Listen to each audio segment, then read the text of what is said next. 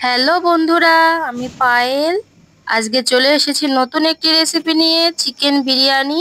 সেটাই তোমাদের সাথে আমি শেয়ার করব আজকে।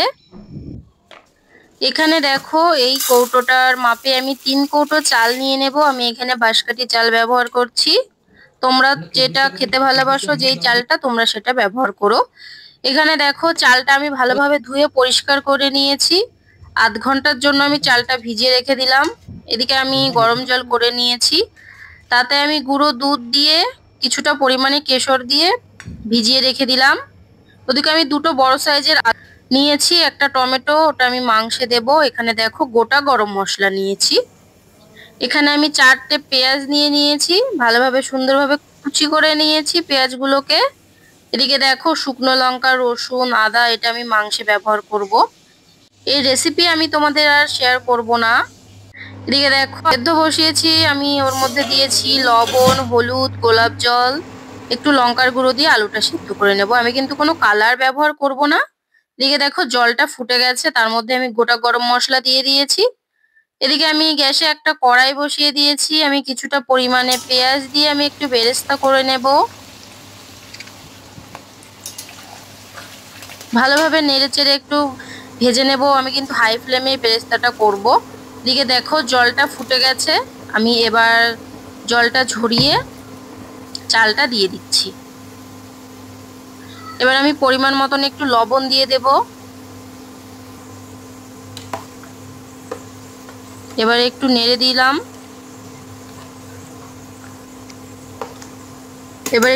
দিলাম। এদিকে দেখো, বেরেস্তাটা হয়ে গেছে। আমি এবার একটা প্লেটে তুলে নিচ্ছি।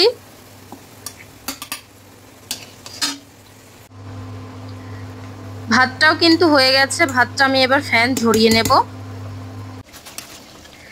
এদিকে মাংসের মশলাটাও হয়ে গেছে। এবার দেখো, আমি টমেটোটা দিয়ে একটু নাড়াচাড়া করে মাংসটা দিয়ে দিলাম। আমি কিন্তু আজকে দেশি চিকেন দিয়ে বিরিয়ানিটা বানাবো। দুটো লেগ পিস নিয়েছি আমি। মাংসটা কিন্তু কষে গেছে। আজকে আমি তোমাদের সাথে মাংসের রেসিপিটা শেয়ার করব না। মাংসটা আমি ঢেকে রেখেই আজকে কষিয়েছি। দেখো, কালারটাও কিন্তু খুবই ভালো এসেছে, তেলটাও ছেড়ে দিয়েছে। মাংসটা কিন্তু ওদিকে আমার হয়ে গেছে। এদিকে আমি যেই পাত্রে বিরিয়ানিটা দম দেব, তার মধ্যে আমি কিছুটা পরিমাণে ঘি দিয়ে চারিপাশে ঘিটা লাগিয়ে নেব।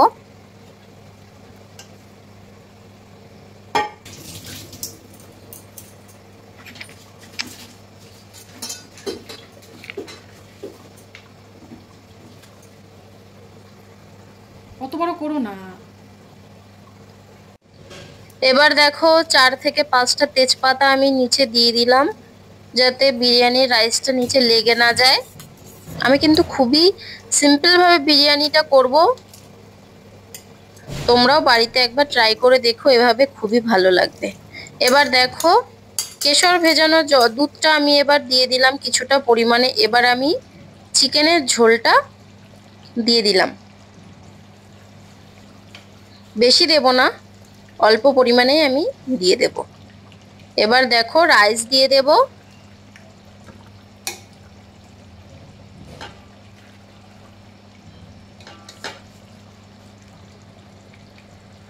রাইসটা দেয়া হয়ে গেছে।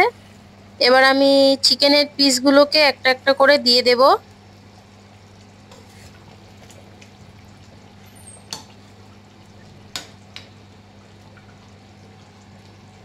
আমি এখানে দুটো লেগ পিস নিয়েছি।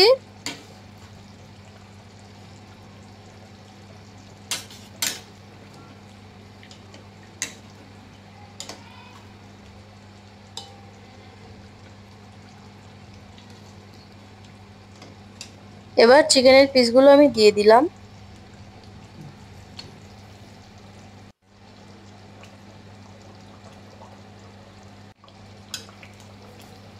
এবার আমি উপর দিয়ে ঝোলও দিয়ে দিয়েছি কিছুটা। এবার আমি ভেজে রাখা বেরেস্তা দিয়ে দিলাম মাংসের ওপর দিয়ে। এবার বিরিয়ানি মশলা, আমি কিন্তু বিরিয়ানির মশলাটা মাংসে ব্যবহার করিনি। মাংসটা কিন্তু আমি খুবই সাধারণভাবে করেছি, যেভাবে আমি করে থাকি। আর দেখো ঘি দিয়ে দিলাম উপর দিয়ে। এবার আমি কেশর ভেজানো দুধটাও দিয়ে দিলাম উপর দিয়ে।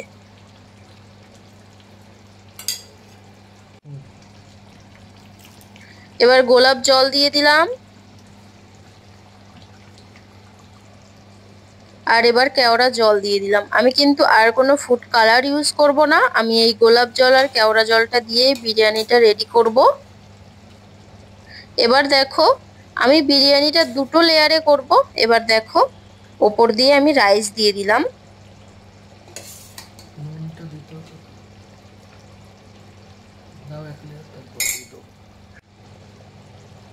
এবার দেখো আলুগুলো দিয়ে দেব।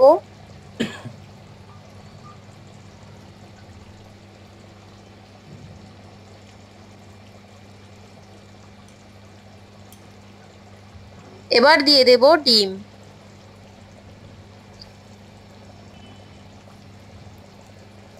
এবার ওপর দিয়ে ছড়িয়ে দিচ্ছি বেরেস্তা।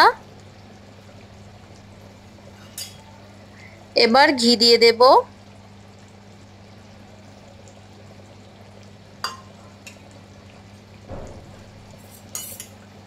আবার আমি দুধে কেশর ভেজানো দুধটা দিয়ে দিলাম।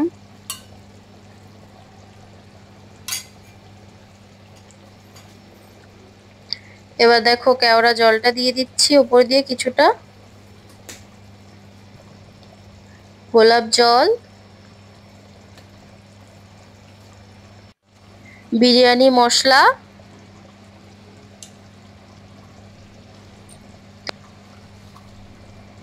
বিরিয়ানি মশলা,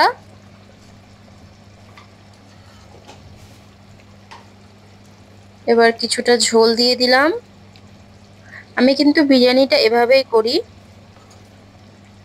দেখো। এবার আমি কিছুটা পরিমাণে লবণ দিয়ে দিলাম। এবার দেখো রাইসটা দিয়ে দেবো, বাকি যে রাইসটা আছে।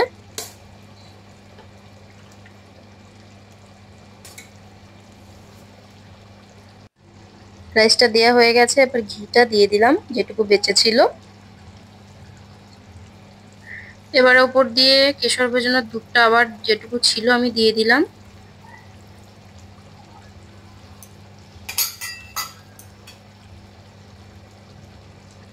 এবার ওপর দিয়ে বেরেস্তা দিয়ে দিলাম।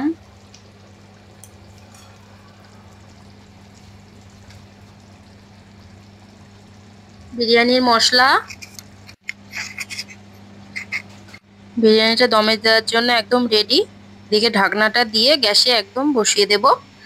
আমি দমে 30 মিনিট মিডিয়াম আছে, মিডিয়াম টু লো আছে 30 মিনিট থেকে বসিয়ে রেখেছিলাম। এদিকে দেখো বিরিয়ানিটা কিন্তু আমার অলমোস্ট রেডি হয়ে গেছে।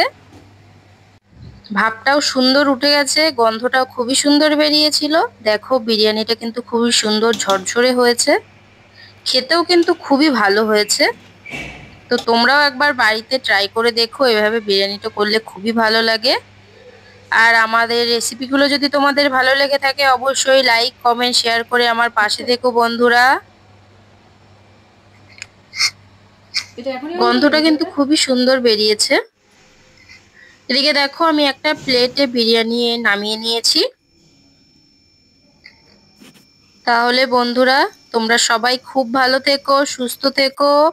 আবার আসবো নতুন আরেকটি রেসিপি নিয়ে। চলো টাটা বাই।